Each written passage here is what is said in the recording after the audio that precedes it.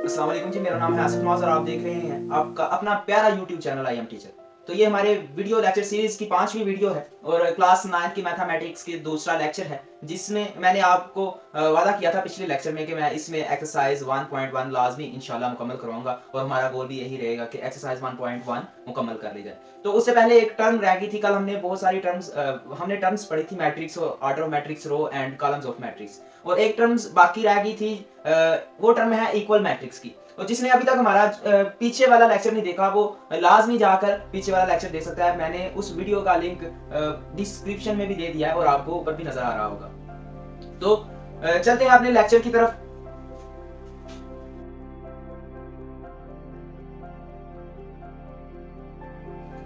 तो students, equal matrices क्या है? फर्ज करें हमारे पास एक मैट्रिक्स है, कोई भी मैट्रिक्स हो। फर्ज कर लें हमारे पास एक मैट्रिक्स था ए, जो होगा 2 3 4 एंड 5, और एक मैट्रिक्स हो बी, वो भी कुछ हो 2 3 4 एंड 5। आप इसे a b c d e f भी ले सकते हैं, जो मर्जी ले सकते हैं, लेकिन मैंने आपकी आसानी के लिए दोनों मैट्रिक्स सेम लिए। ठीक है जी, वो मैंने क्यों लिए मैं अभी बताता हूं। तो हम कहेंगे कि ए मैट्रिक्स इक्वल है बी मैट्रिक्स। इसका क्या मतलब है कि हमारे पास जो मैट्रिक्स ए है वो मैट्रिक्स बी के इक्वल है। अब ये मैंने क्यों कहा कि ए मैट्रिक्स बी के इक्वल है, तो अगर आप अपनी बुक देखें तो बुक के पेज पर इक्वल मैट्रिक्स की आपके पास दो शराइत दी होंगी। पहली शराइत कहता है कि हमारे पास ऑर्डर ऑफ मैट्रिक्स ए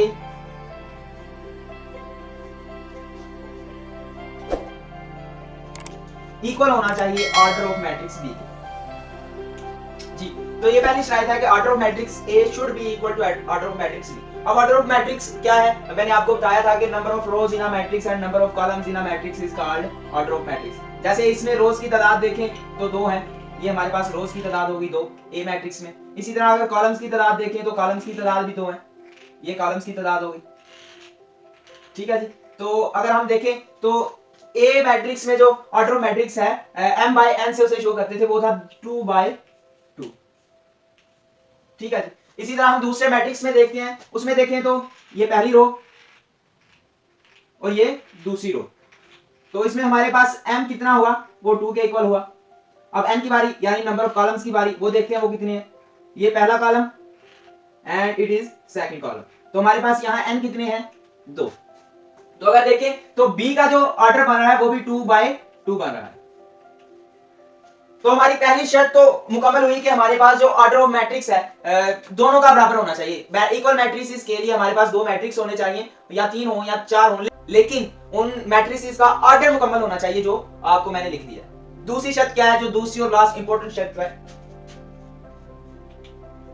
कहता है कि मैट्रिक्स ए की हर एंट्री उस पोजीशन पे मौजूद दूसरी एंट्री के बराबर होनी चाहिए।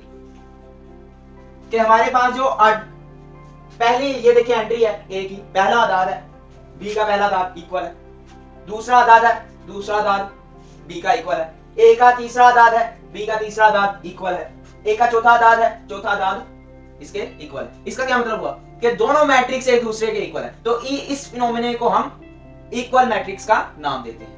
तो उम्मीद है आपको इक्वल मैट्रिक्स की समझ आ गई होगी। तो अब हम एक्सरसाइज 1.1 की तरफ चलते हैं। तो जी हमारे पास एक्सरसाइज 1.1 है।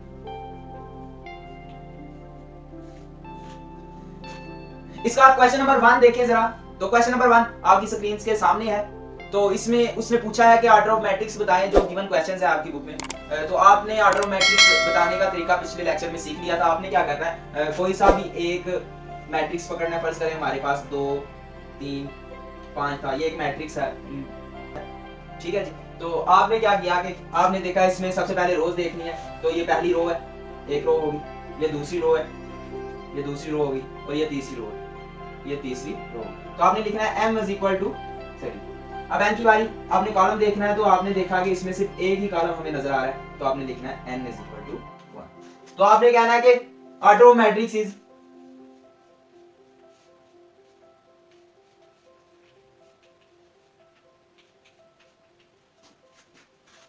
Three by 1। क्लियर है जी, आपको ऑर्डर ऑफ मैट्रिक्स फाइंड करने का पता चल गया होगा। तो जी अब एक्सरसाइज की तरफ बढ़ते हैं। क्वेश्चन नंबर 1 आपकी बुक आपकी स्क्रीन पर शो हो रहा होगा, आप उसे ध्यान से देखें जरा।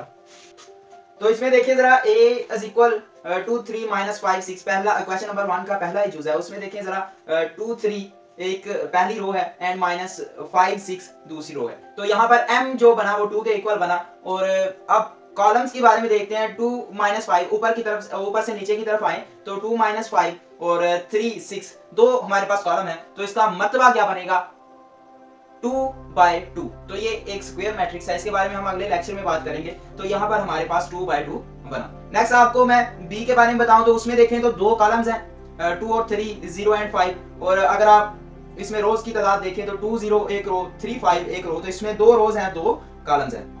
नेक्स्ट आप देखें सी की तरफ तो सी में 2 एंड 4 सिर्फ एक रो बन रही है और इसमें 2 अलग है और 4 अलग है, इसलिए इसमें दो कॉलम बन रहे हैं। तो इसका मतलब क्या होगा, इसका मतलब होगा 1/2।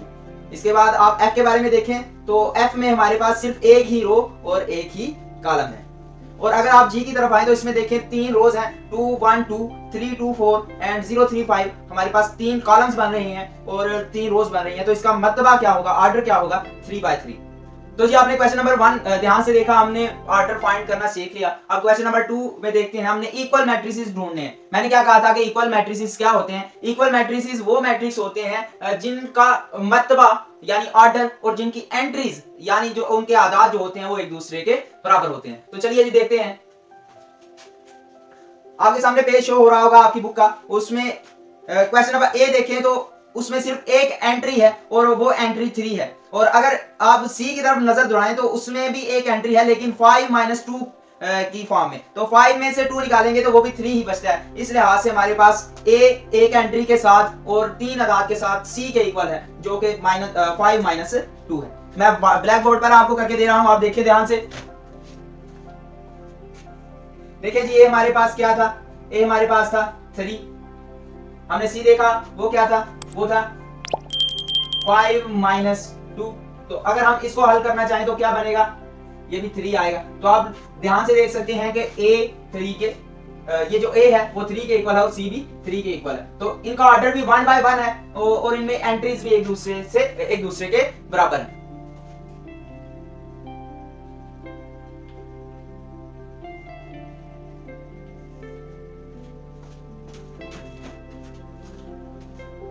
तो जी हम बढ़ते हैं अपने लास्ट पोर्शन की तरफ और बहुत ही इंपॉर्टेंट पोर्शन की तरफ। तो क्वेश्चन नंबर 3 है हमारे लेक्चर का आखिरी हिस्सा और इस एक्सरसाइज का भी लास्ट क्वेश्चन। तो इसमें कहा गया कि आप a b c and d की वैल्यूज मालूम करें, जबकि हमारे पास ये वाला मैट्रिक्स उन्होंने खुद ही दिया है दूसरे मैट्रिक्स के इक्वल। तो आप जानते हैं कि इक्वल मैट्रिक्स की दो प्रॉपर्टीज के बारे में कि उनका ऑर्डर एक दूसरे के बिल्कुल सेम होना चाहिए। तो इनका ऑर्डर भी एक दूसरे के बिल्कुल सेम है। तो उन्होंने खुद ही यहाँ पर इक्वल का निशान लगा के हमें बता दिया है कि ये मैट्रिक्स इसके इक्वल है। तो इसी लिहाज से ये एंट्री पहली एंट्री के इक्वल होगी, दूसरी एंट्री दूसरी के इक्वल होगी, तीसरी एंट्री तीसरे की इक्वल और चौथी एंट्री चौथी के इक्वल होगी। तो हम एंट्रीज को इक्वल लिखते हैं तो हम कहेंगे इसी लिहाज से ए सी इक्वल होगा दूसरे मैट्रिक्स की पहली एंट्री के बराबर, यानी वो 0 है। फिर हमने कहा कि यकीनन फिर दूसरी एंट्री जो है वो भी दूसरे मैट्रिक्स की दूसरी एंट्री के इक्वल होगी जो है -7। इसके बाद हमने कहा तो यकीनन यहां पर मैं पार्टीशन कर लेता हूं ताकि आपको अच्छी तरह से समझ लग सके। ये जी मैंने इस क्वेश्चन से पार्टीशन कर ली। तो ये हमारा पहला हिस्सा, ये दूसरा। तीसरे की बारी, मैं कहता हूं C-1 दूसरे मैट्रिक्स की तीसरी एंट्री के इक्वल होगी और ये लास्ट वाला portion 4D - 6 is equal to 2D। Clear है जी।